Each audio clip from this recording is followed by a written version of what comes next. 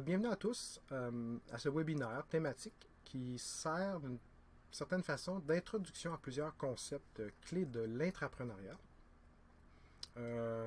Concept également qui est approfondi dans notre programme Entreprise Agile Plus qui encourage l'intrapreneuriat et aide au développement d'idées novatrices dans nos organisations, dans nos PME. Donc on pourra y revenir.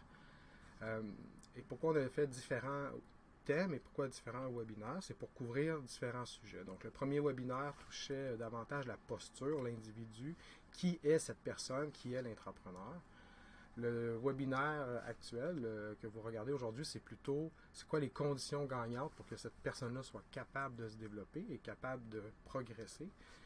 Et le prochain webinaire, c'est plutôt les concepts sur, mais quand on parle d'innover, on parle de quoi?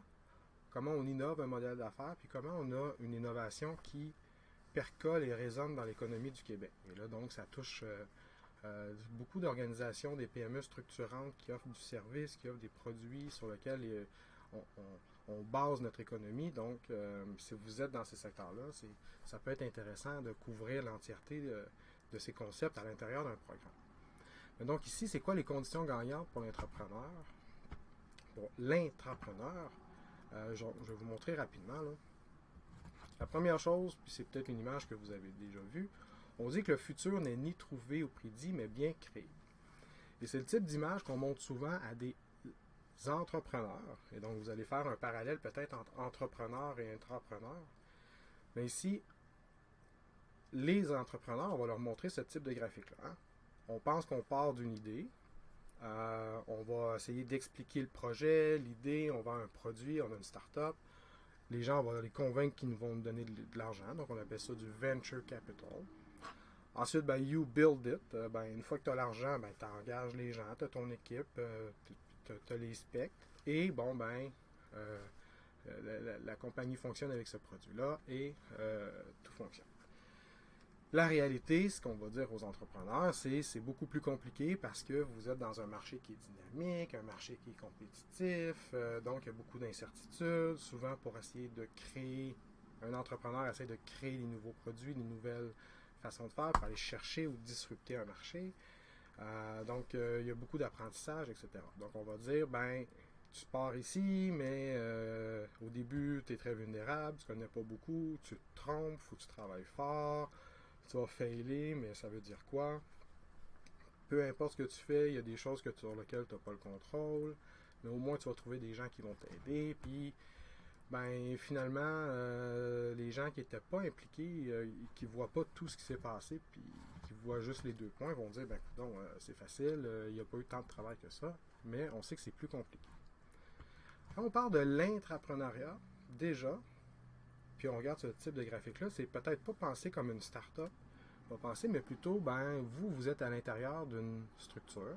Cette structure-là pourrait être plus efficace, avoir un purpose plus accrocheur, vendeur, rassembleur, motivant, aligné avec vos valeurs, etc. Il y a peut-être des changements au niveau de l'efficacité. Pour l'efficacité, il y a plein de façons d'innover à l'intérieur. Mais d'avoir l'idée d'innovation, je vais mettre de l'AI là, je vais mettre une nouvelle rencontre en place, je vais créer un nouveau partenariat. Des fois, on a l'impression, on va juste avoir le oui, on va créer le projet, on va créer le comité, et là, on a une communauté qui fonctionne à l'interne. C'est pas comme ça, c'est plutôt une chose de ce type-là qui va arriver. Donc, la première chose ici, là, puis c'est vraiment important à comprendre quand on est un entrepreneur, c'est on va faire face à toutes sortes de résistances. Et moi, des fois, j'appelle ça même le système immunitaire organisationnel. C'est-à-dire c'est tout à fait normal.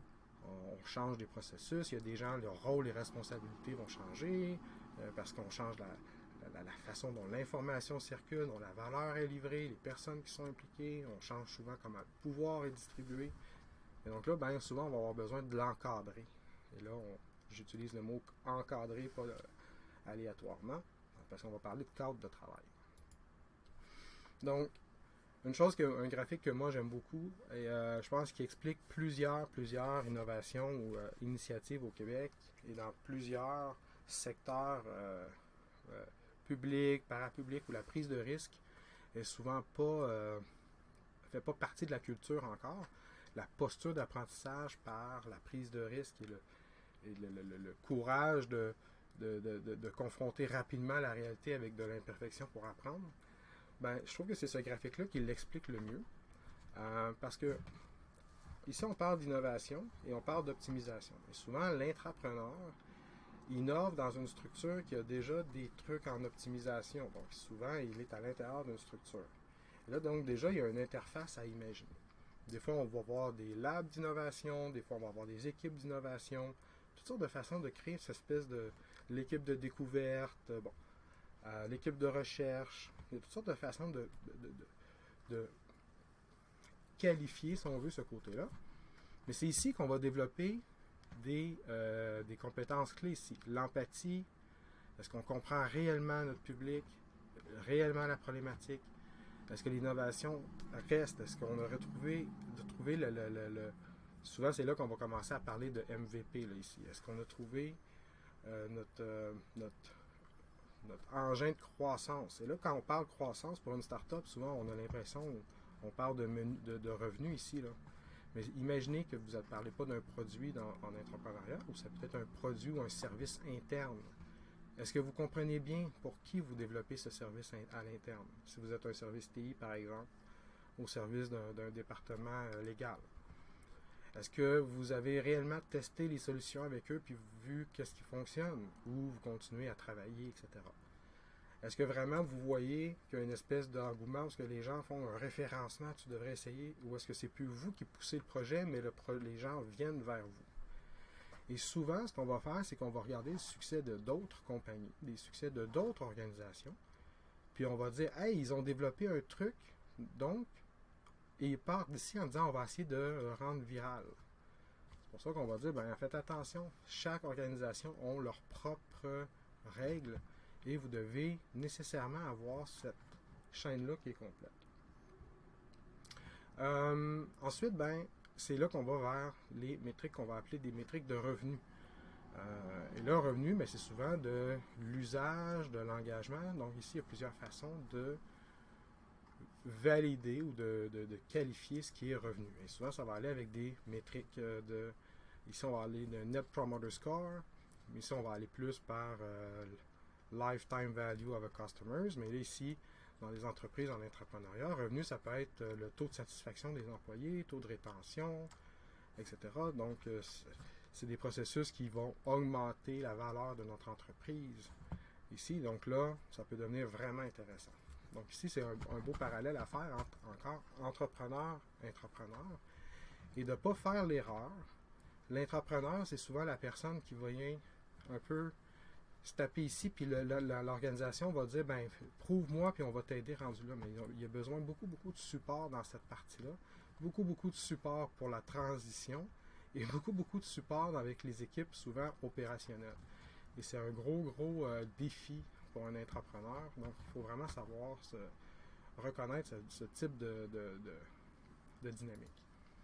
Et donc là, ben, quand on regarde les différentes pratiques et qu'on commence à réfléchir sur, OK, comment on va s'organiser, c'est quoi les conditions gagnantes, au-delà d'avoir les individus, la bonne équipe, la bonne attitude, c'est de les mettre dans des bonnes conditions. Et donc là, ben, oui, il y a des façons, il y a des philosophies, des méthodes. Donc, il va y avoir le design thinking qui va souvent être utilisé pour vraiment être sûr qu'on est dans l'empathie. Donc, c'est pour ça, dans les équipes d'innovation, on parle beaucoup de design thinking. Le Lean Startup ici, qui est une philosophie aussi, qui vient avec dans comment on peut apprendre rapidement pour être sûr qu'on est très économe et qu'on trouve ce qui est clé. Donc, aller chercher juste le avant le stickiness ici, on va expérimenter avant de scaler. Et ensuite, une fois que l'idée est rendue à un stade où est-ce qu'on a réussi déjà à avoir de l'usage, là, on va commencer à scaler de plus en plus. Et là, ben, ça scale les équipes, ça scale la complexité. Et donc là, on va devoir commencer à avoir des gens qui vont collaborer ensemble. Et là, c'est facile de perdre énormément de temps ici et que l'innovation s'écrase parce qu'on n'a plus ici la capacité pour la mettre en œuvre. Et des fois, c'est là que l'entrepreneur, il va faire ici, il va faire de l'idéation, il va travailler de son côté. C'est ici, on peut, ici même, des fois, il va utiliser son intuition. Mais là, il n'y a peut-être pas beaucoup de latitude pour aller tester avec l'usager, par exemple, ou directement. Donc, il n'y a peut-être pas beaucoup de boucles d'apprentissage, donc il faut pouvoir travailler là. Puis même si j'en ai beaucoup, puis je teste, des fois quand ça sort, l'idée elle est bonne, puis on essaie de la mettre en exécution, il y a une déconnexion des fois. Et donc, il y a quand même un gros mouvement pour que tous ces façons de réfléchir là, le design thinking, les startups agiles, soient transversales aux individus, aux équipes et aux organisations. Et non pas des trucs qui se font en silo. Et donc là, c'est là qu'on commence à avoir des modèles opérationnels, des cadres de travail que les gens doivent mettre en place. Donc, ici, c'est là qu'on va parler de cadres comme Scrum, par exemple. Mais souvent, dans les équipes d'innovation, quand on parle de Scrum, est-ce que les équipes qui sont en train de faire le produit, ou de rendre le service, est-ce qu'ils comprennent réellement pour qui ils font ça? Ou ils sont pris dans le côté technique?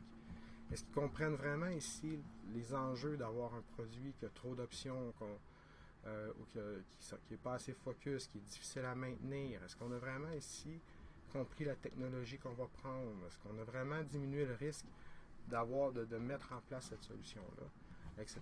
Donc, c'est le genre de choses qui est vraiment important. Et là, ben, je reviens sur cette notion d'agilité, parce qu'avec l'agilité, c'est plutôt une philosophie. Et, en fait, ben, je vous invite à avoir cette réflexion-là, puis ça va tout de suite vous dire dans quel contexte vous êtes. C'est de regarder un peu les 3 piliers de plusieurs cadres de travail qui vont vous dire qu'ils sont compatibles avec la philosophie d'agilité. Ben, est-ce qu'il y a beaucoup de transparence dans les décisions, comment la façon que les prises de décision sont faites? Des fois, on a de la transparence sur la structure, mais ça ne veut pas dire qu'on a de la transparence sur de l'information. Donc, quand je suis impliqué, est-ce que tout le monde qui est impliqué a la même information pour être capable de prendre une décision, ou du moins est capable de savoir quelle est l'information que les autres ont accès? Inspection, est-ce qu'on prend le temps de regarder ça ensemble, réellement, puis de voir qu'est-ce que ça veut dire? Parce que des fois, on a une bonne culture pour documenter, mais on ne prend pas le temps de regarder ensemble. Puis comment on regarde? Parce que c'est des personnes, et des fois, c'est là que les silos vont apparaître. Et finalement, adaptation, ben, est-ce qu'on réellement on est capable de réagir et de changer de la façon dont on fait les choses? Et là, souvent, on est dans de l'optimisation ici. Est-ce qu'on est réellement transparent sur les problématiques? Et là, on revient vers le cadre de travail est au service d'une équipe, au service des gens qui font des trucs. Donc, c'est le genre de thématique que le programme Entreprise Agile Plus essaye d'aller approfondir de façon à que ce soit un peu plus personnalisé aux équipes. Donc, les gens qui ont des initiatives, mais c'est essayer de comprendre, OK, mais pourquoi cette initiative-là? Dans quel contexte vous êtes, puis qu'est-ce que vous pourriez faire pour commencer à mettre des éléments gagnants pour maximiser les chances que votre initiative fonctionne. Donc, peut-être avoir un peu plus d'informations sur d'autres cadres. Si vous voulez, il y aura une suite à cette vidéo. Je vous invite à regarder des cadres un peu plus spécifiques.